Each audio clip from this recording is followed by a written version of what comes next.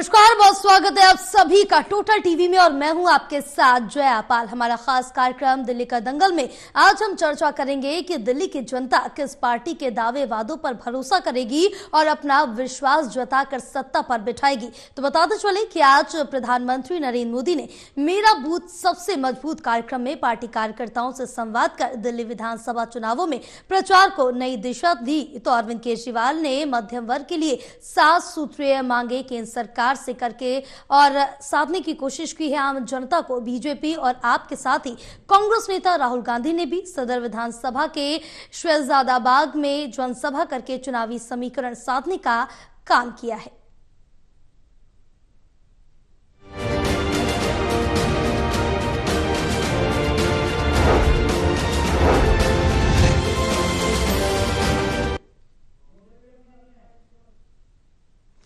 तो इसी पर आज हम चर्चा करेंगे हमारे खास मेहमानों से। हमारे साथ कुछ खास मेहमान जुड़े हुए हैं। सबसे पहले हमारे साथ जुड़े हैं अभिषेक गुप्ता, जो कि दिल्ली आप प्रवक्ता हैं, और संदीप मिश्रा जी भी हमारे साथ पैनलिस्ट कांग्रेस दिल्ली हैं। आप दोनों का बहुत स्वागत है टोटल टीवी में। इसी पर चर्चा करेंगे, लेकिन उससे पहले दिखाएंगे एक रिपोर्ट।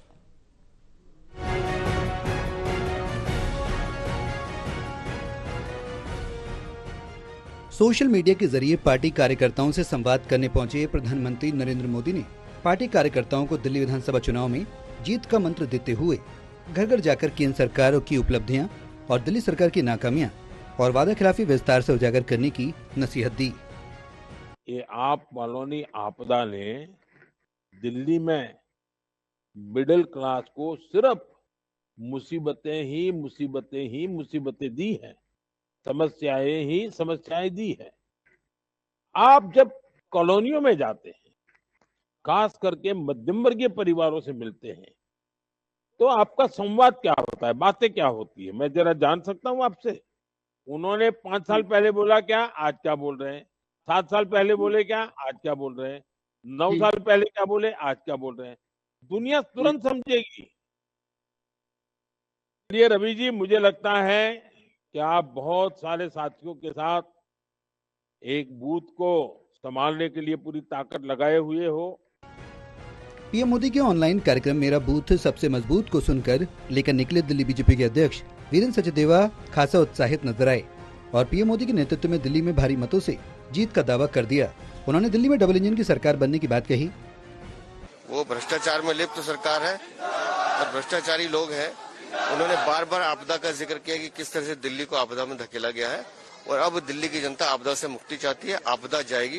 बिल्कुल उन्होंने ई रिक्शा वाला विषय हमारे पास भी आया था। जैसे हमने ऑटो चालक और टैक्सी चालकों के लिए वेलफेयर बोर्ड बनाया है, उनके लिए जो योजनाएं इंश्योरेंस की दी है, अब माननीय प्रधानमंत्री जी ने इस तरफ ध्यान दिलाया हमको।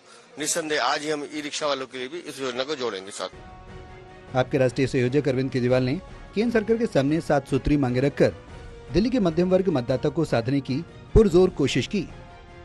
आज मैं ये ऐलान करता हूं कि मैं और आम आदमी पार्टी सड़क से लेके संसद तक मिडिल क्लास की आवाज बनेंगे, उनकी आवाज उठाएंगे, उनके मुद्दों को उठाएंगे। आज मैं केंद्र सरकार से 7 डिमांड कर रहा हूं, 7 पॉइंट डिमांड्स मिडिल क्लास की तरफ से। पहला, शिक्षा का बजट 2% से बढ़ा के 10% किया जाए। प्राइवेट स्कूलों की फीस पे लगाम लगाई जाए पूरे देश में। दूसरा, उच्च शिक्षा के लिए, हायर एजुकेशन के लिए सब्सिडी और स्कॉलरशिप्स दी जाएं। तीसरा, हेल्थ का बजट भी बढ़ा के 10% किया जाए और हेल्थ इंश्योरेंस से टैक्स हटाया जाए। चौथा, इनकम टैक्स की छूट की सीमा को 7 लाख से बढ़ा के कम से कम 10 लाख किया जाए। दिल्ली विधानसभा चुनाव में कांग्रेस नेता राहुल गांधी ने भी जनसभा के जरिए आम आदमी पार्टी और बीजेपी के चुनावी समीकरण बिगाड़ने की कोशिश की। कहने का मतलब साफ है कि दिल्ली में 5 फरवरी को वोट डाले जाने, लिहाजा चुनाव प्रचार खत्म होने तक दिल्ली वालों को राजनीतिक दलों से ख्याली पुलाव के रूप में वादों की झड़ी मिलती रहेगी। Delhi bureau, total TV.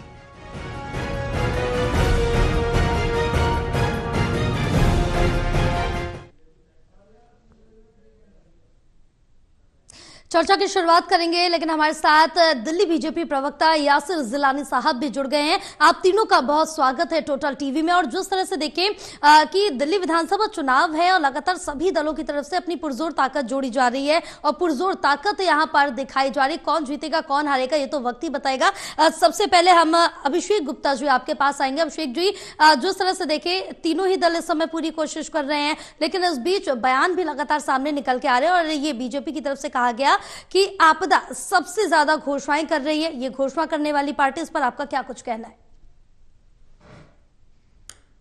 देखिए, सबसे पहले तो भाजपा को अपना स्टैंड क्लियर करना चाहिए कि वो जो फ्री की स्कीम्स, जो फ्री की सहूलतें जो दिल्ली सरकार, अरविंद केजरीवाल जी की सरकार दिल्ली में देती है, वो उसका समर्थन करते हैं कि विरोध करते हैं।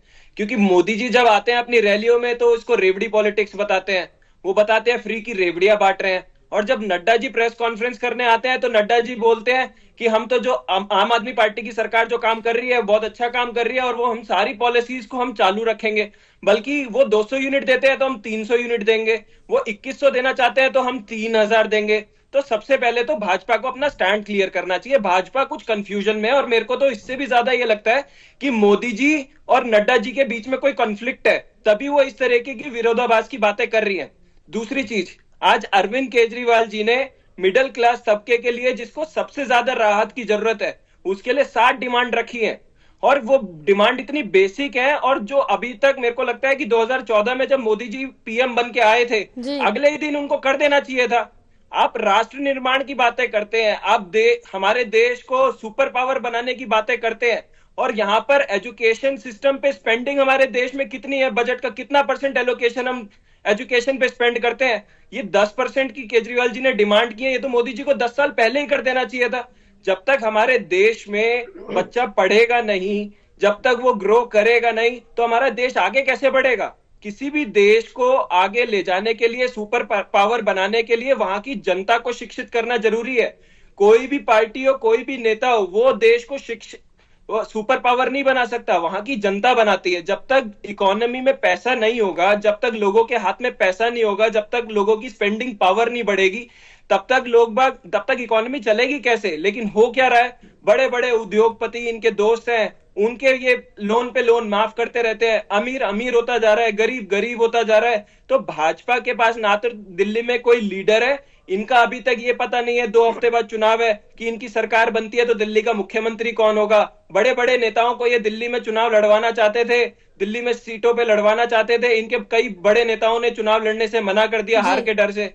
तो भाजपा बड़ी कंफ्यूजन में है और दिल्ली की जनता बहुत समझदार है, उन्हें पता है कि आम आदमी पार्टी जीतेगी, अरविंद केजरीवाल सीएम बनेंगे तो वो ही हमारा काम कराएंगे।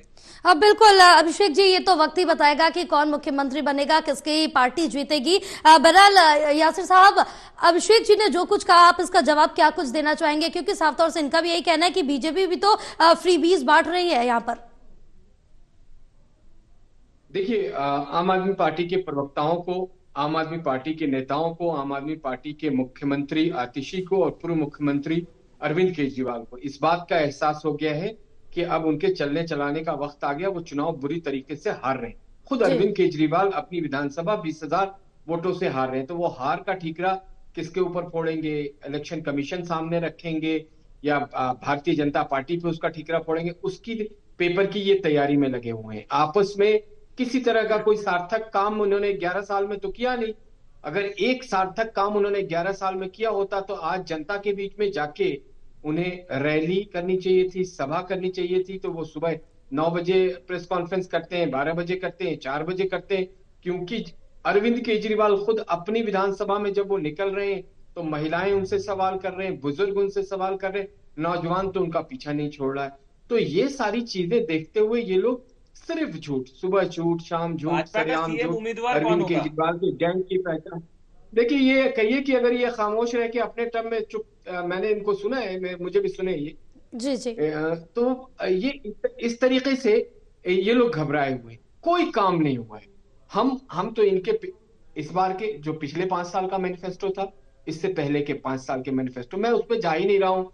शुचिता और नैतिकता के आधार पे जो इन्होंने बच्चों की कसम, गाड़ी नहीं रखेंगे, बड़ा घर नहीं, शीश महल बना लिया, उसमें नहीं जाता हूँ। हमने हजारों डिबेट पिछले 1 साल में इस पे करी है। और हमने जमीन पे भी देखा है। आपको मैं ग्राउंड रियलिटी आज की बताऊं कि आज इनका एक भी 70 विधानसभा पे एक भी प्रत्याशी ऐसा नहीं है जो 15-20 लोगों के साथ घूम सके।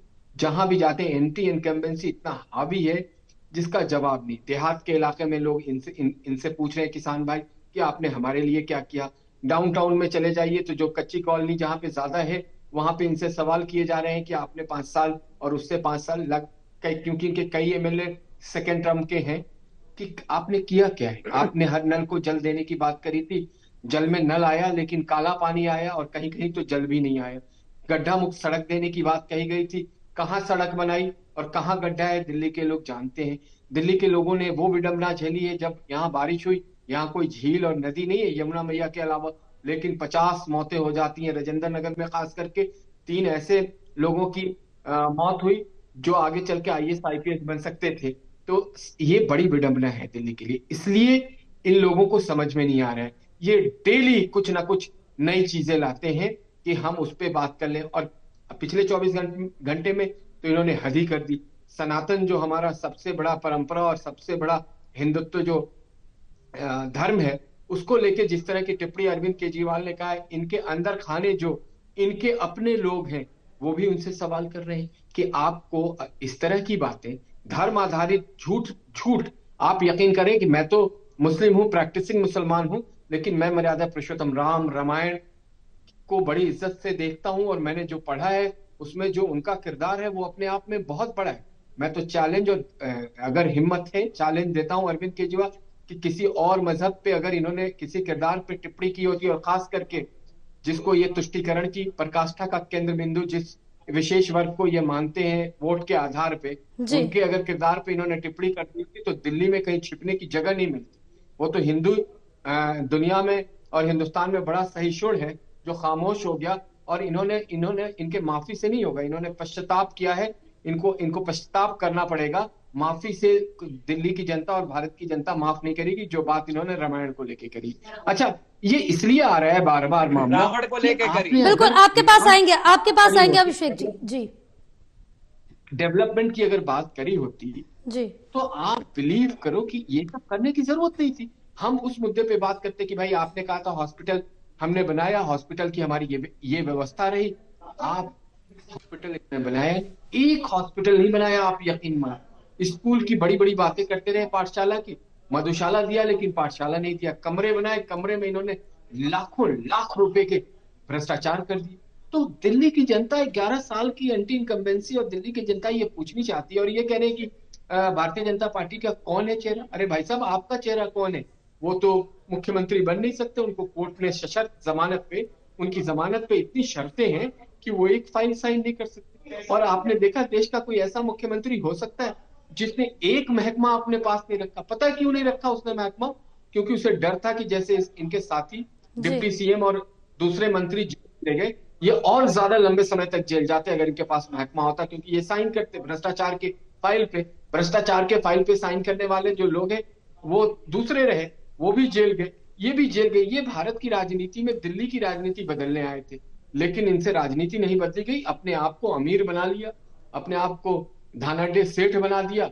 तो दिल्ली की जनता अब सवाल पूछ रही है, और दिल्ली बिल्कुल सवाल तो बहरहाल पूछ रही है, लेकिन इसका सवाल हम अभिषेक जी से लेंगे, लेकिन इससे पहले हम संदीप जी के पास आएंगे, एक प्रतिक्रिया उनकी भी ले लेते हैं। संदीप जी, जिस तरह से देखिए जहां आम आदमी पार्टी मिडिल क्लास को साधने की पूरी कोशिश कर रही है, बीजेपी की तरफ से भी लगातार आम जनता को, दिल्ली की जनता को, सभी दलों को साधने की कोशिश की जा रही, और इस बीच राहुल गांधी भी किस तरह से दिल्ली के सियासी समीकरण को साधें, क्योंकि पिछली बार देखा कांग्रेस तो शून्य पर थी। क्या इस बार जो यहाँ पर घोषणाएं की जा रही है, फ्रीबीज कांग्रेस की तरफ से भी दी जा रही, उससे जनता प्रभावित होगी? बैठे हुए वरिष्ठ पैनल को नमन करता हूं, टोटल टीवी के समस्त दर्शकों को नमन करता हूं जी। कभी ये चैनल मेरा चैनल हुआ करता था, मैं रिपोर्टिंग करता था, आज प्रवक्ता के तौर पे बैठा हूं, खुशी हो रही है। बात यह थी कि क्या होगा, सवाल यह है कि चालबाज और जुमलेबाज के बीच में फंसी दिल्ली सीधा जी का काम और केजरीवाल का मकान देख रही है। गली गली में एक ही बात गूंज रही है, तेरा क्या होगा केजरीवाल। सवाल यही है कि झूठ बोल के दिल्ली को दलदल में घुसा के जमुना मैया से झूठ बोलने वाले एक नकारा मुख्यमंत्री और एक टेम्परेरी मुख्यमंत्री के बीच में जो रस्साकसी चल रही है उसमें आप ही फंसे हुए हैं। ये आप ही है, जब एमएलए बनते हैं तो अपनी पत्नी को नौकरी देते हैं 2.5 लाख रुपए की। इसका उदाहरण है दुर्गेश पाठक, जिन्होंने 2.5 लाख की नौकरी अपनी बीवी को दे रखी थी और उन्होंने कभी किसी कार्यकर्ता को नौकरी नहीं दी, दोनों हाथ से दिल्ली को लूटते रहे। कट्टर ईमानदार बनकर आए थे और ये तिहारदार हो गए। ले लो शराब, फ्री शराब, अभी ले लो शराब, मेरी शराब तेरी शराब में पूरी की पूरी कैबिनेट तिहाड़ के सीखों के पीछे चली गई। ये शराबबाज हो गए। किताब का नकाब बनाकर बोतल की मलाई खाने वाले दिल्ली पर बोतलों का ढक्कन का बोझा छोड़ गए। ये जंगपुरा भाग के शराब मंत्री जंगपुरा में 4थे नंबर पर चल रहे हैं। मुझे लग रहा है नोटा से भी कम वोट मिलने जा रहा है। केजरीवाल जी हारने की स्थिति में पहुंच गए। गलियों में जाते हैं, उन्हें लोग पूछते हैं, सवाल करती है, एक माता ने पूछा केजरीवाल तूने मेरे लिए क्या किया? झूठ बोला, मेरा बिजली का बिल माफ नहीं किया, सड़क बनाना भूल गए, ये पानी बंद देना भूल गए, ये शिक्षा देना भूल गए। मैं आज आम आदमी पार्टी के प्रवक्ता से पूछना चाहता हूं, बोतल के बदले बोतल बांट रहे थे, कॉपी के बदले कॉपी एक फ्री क्यों नहीं बांटी? कलम के बदले एक कलम फ्री क्यों नहीं बांटी? क्यों नहीं बांटा? एक रजिस्टर के बदले रजिस्टर फ्री, एक बस्ते के बदले एक बस्ता फ्री क्यों नहीं बांटा? जबकि 10 साल की आपकी सरकार थी। बोतल के बदले बोतल बांट के बोतलबाज बने ये केजरीवाल के बच्चे आज दिल्ली को बरगलाने आए। झूठ बोल रहे हैं। राशन कार्ड बनाने की कीमत, प्रवक्ता साहब आपके मंत्री ने क्या वसूली है ये दुनिया वीडियो पे देख रही है। आबरू के बदले राशन कार्ड बनाने वाली पहली सरकार थी। आबरू के लुटेरे के नाम पर आपने राशन कार्ड बनाने का धंधा किया, ये दुनिया ने देखा। मैं आपसे सवाल करता हूं, 100 स्कूलों की जगह छोड़ के गई थी शीला दीक्षित जी, कितने स्कूल बने, कितने अस्पताल बने, कितने घरों में पानी पहुंचा, कितने लोगों का भला हुआ? शीला जी की एक अभूतपूर्व सरकार थी जिन्होंने लाडली योजना शुरू की थी। स्कूल में बिटिया आती थी और 12वीं पास करती थी, 1 लाख रुपए लेके उस अपने अकाउंट में जाती थी। केजरीवाल ने बिटियों के हाथ पर डाका क्यों मारा?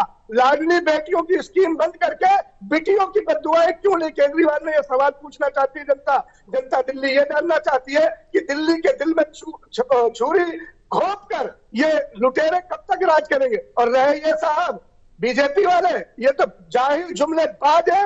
इनके डबल इंजन मोदी जी आज कह रहे थे घर घर जाओ और बताओ, मणिपुर की उन नंगी बेटियों की तस्वीर बताएं मोदी जी, किसानों पर चढ़ी उन थार की तस्वीरें बताएं, अग्निवीरों के छाती में घुसा हुआ रोजगार का तीर बताएं, बेटियां पहलवान को पटक पटक के मारी गई, सोना जीतने वाली लल्लाओं के सीने पर बूट रखे गए, उनकी दास्तान बताएं। दास्तान किसकी बताएं? 750 किसानों की बलि आपने मोदी जी ले ली और बड़ा संसद में झूठ बोला कि बिल वापस लेंगे। आपका ना ईमान ना दीन ना, आपने यही घोषणाएं राजस्थान में की थी, यही मध्य प्रदेश में की थी, यही महाराष्ट्र में की थी, यही जुमले से झोले से जुमले निकालकर आपने लोगों को जुमले के जाल में फंसाया। 550 रुपए का सिलेंडर क्या हो गया राजस्थान में?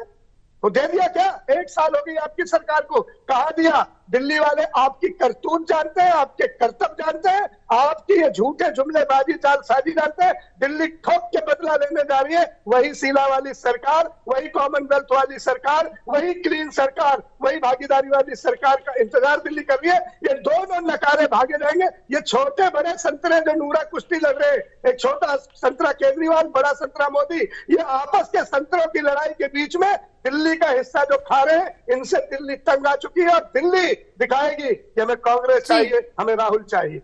हाँ बिल्कुल, इस पर तो वक्त ही बताएगा और 8 फरवरी को नतीजे सामने आ जाएंगे। पहले जो सवाल आपने जी आपके पास आएंगे जिलानी साहब, पहले हम अभिषेक जी से जवाब ले लेते हैं जो आपने सवाल किए हैं और जो संदीप जी की तरफ से सवाल किया गया है। जी क्या कुछ कहेंगे अभिषेक जी इस पर? देखिए, जिस तरीके की बातें हमारे कांग्रेस के प्रवक्ता कर रहे हैं, मैं उनकी बातों पे ज्यादा जाना नहीं चाहूंगा। मैं तो सिर्फ एक चीज कहूंगा कि कांग्रेस इस चुनाव में एक ऐसी पार्टी होने वाली है जिसको ना इस चुनाव में कोई नफा होने वाला है ना नुकसान होने वाला है। ये पहले भी जीरो थे, ये इस बार भी जीरो रहेंगे। रही बात हमारे बीजेपी के प्रवक्ता की, मैं उनसे सिंपल सी एक चीज ये पूछना चाहता हूं, हमारे देश में शिक्षा का मॉडल अच्छा होना चाहिए कि नहीं होना चाहिए? हमारे देश में स्वास्थ्य सेवाएं अच्छी होनी चाहिए कि नहीं होनी चाहिए? इनकम टैक्स की सीमा 10 लाख होनी चाहिए कि नहीं होनी चाहिए? दूध दही आपका ब्रेड, इन चीजों पे से जो इन्होंने जीएसटी जो आज तक कभी लगा नहीं था, जो इन्होंने इसके ऊपर लगा दिया है, वो हटना चाहिए कि नहीं हटना चाहिए?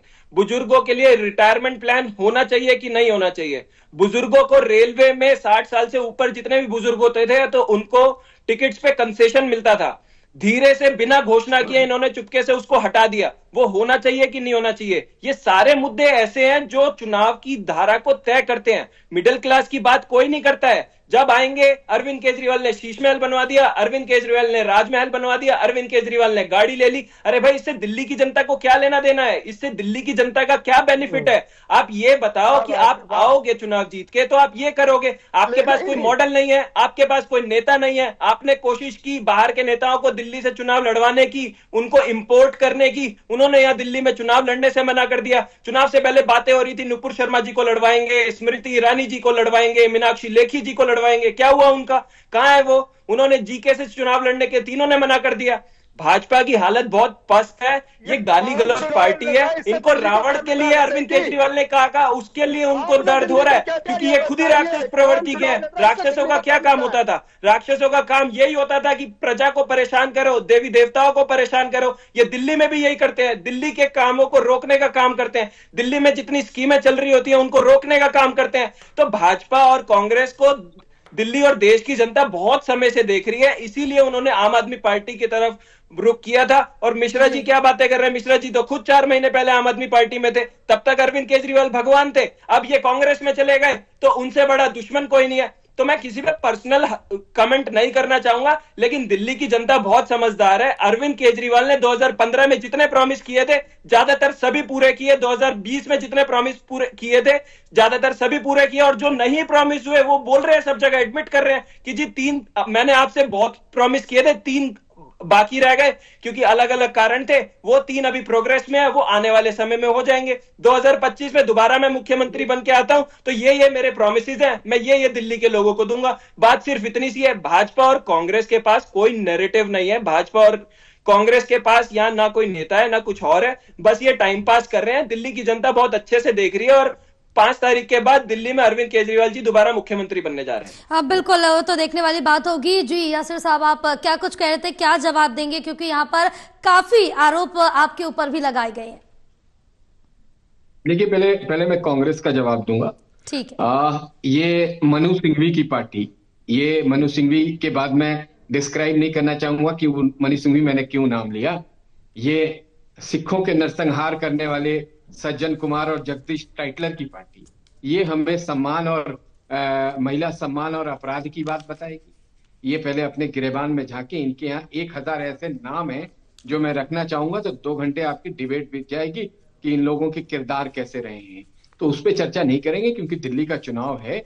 हमारे जो प्रवक्ता बैठे हुए हैं अभी, पहले वो महोदय पत्रकार थे, थोड़ी सी रिसर्च और करें, अच्छी बात रखेंगे। जिस भाषा का वो प्रयोग कर रहे थे वो भाषा इतना उत्तेजित होने की जरूरत नहीं है। कांग्रेस यहाँ पे ना अजय माकन ने इस तरह की भाषा का प्रयोग किया, ना संदीप दीक्षित, और ना आपका अध्यक्ष जो बादली से चुनाव लड़ रहा है वो इस तरह की भाषा का प्रयोग कर रहा है। ऐसी भाषा के प्रयोग से आपके वजूद में कोई बढ़ोतरी नहीं हो रही। आप वजूद की तलाश में दिल्ली में चुनाव लड़ रहे हैं और उस वजूद में बहुत अभी लंबा समय लग जाएगा काडर को खड़ा करने में, वोट को घरों से बाहर निकालने में। लड़िए, आपके लिए शुभकामनाएं हैं क्योंकि लोकतंत्र में सबका अधिकार है। और आपके यहाँ तो जितने भी योजनाएं कांग्रेस ने जब भी बनाई, चाहे लड़की हूं मैं लड़ सकती हूं से लेके जो लेटेस्ट है, कम से कम आप 20 बार अब तक फेल हो चुके हैं चुनाव के दौरान। उस पर भी चर्चा नहीं करेंगे। हम चर्चा ये कर रहे हैं क्योंकि भारतीय जनता पार्टी मुख्य विपक्ष की पार्टी है दिल्ली में। हम लगातार विपक्ष में हैं। दिल्ली की जनता के सामने हम अरविंद केजरीवाल की पोल इसलिए खोल रहे हैं कि ये हमारा कर्तव्य है और हम अपने कर्तव्य को जमीन पे क्रियान्वित इसलिए कर रहे हैं क्योंकि जो 21-22 राज्यों में हमारी सरकार चल रही है, वहां पे जितनी भी योजनाएं हमारे मुख्यमंत्री ने दी है या हमारी सरकार, हमारे संगठन ने अपने मैनिफेस्टो में तैयार किया है, हम तो वो लोग हैं। जब पालनपुर में, ये तो पत्रकार महोदय बैठे हुए हैं, ये बहुत जानते होंगे कि जो पालनपुर का मैनिफेस्टो था उसको भी हमने अपना कर्तव्य मान के जमीन पे क्रियान्वित किया है। भारतीय जनता पार्टी विकल्प है दिल्ली की, और दिल्ली के लोगों का जो उत्साह मिल रहा है, जो प्यार मिल रहा है, जो लोगों को विश्वास। बिल्कुल, ये तो 8 फरवरी को पता चल जाएगा कि किसको कितना प्यार मिला है आसिर साहब,